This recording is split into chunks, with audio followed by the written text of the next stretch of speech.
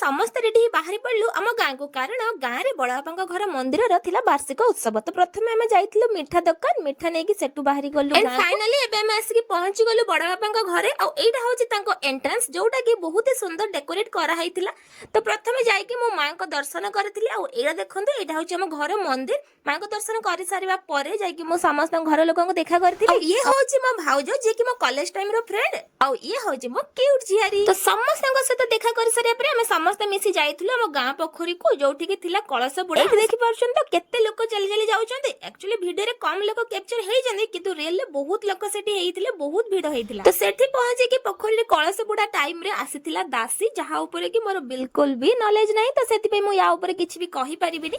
ବାସ୍ ଯାହା ଯାହା ଦେଖିଥିଲି ଭିଡିଓ ବନେଇ ଦେଇଥିଲି, ଆଉ ଏବେ ଆପଣମାନଙ୍କ ସହିତ ସେୟାର କରିଦଉଛି। ଆମେ ପଳେଇ ଆସିଥିଲୁ ବଡବାପାଙ୍କ ଘରକୁ। ଆଉ ଏଇଠି ଦେଖନ୍ତୁ ମୋର ସବୁ ଭଉଣୀ ଆଉ ଭାଉଜ ମାନଙ୍କୁ। ଖାଲି କଣ ଏତିକି, ଆହୁରି ବହୁତ ଜଣ ଭଉଣୀ ମାନେ ଅଛନ୍ତି ଯୋଉମାନେ କି କିଛି କିଛି କାମ ପାଇଁ ଭିଡିଓରେ ଆସି ପାରୁନାହାନ୍ତି। ଆଉ ଇଏ ହଉଛି ମୋ ପୁତୁରା।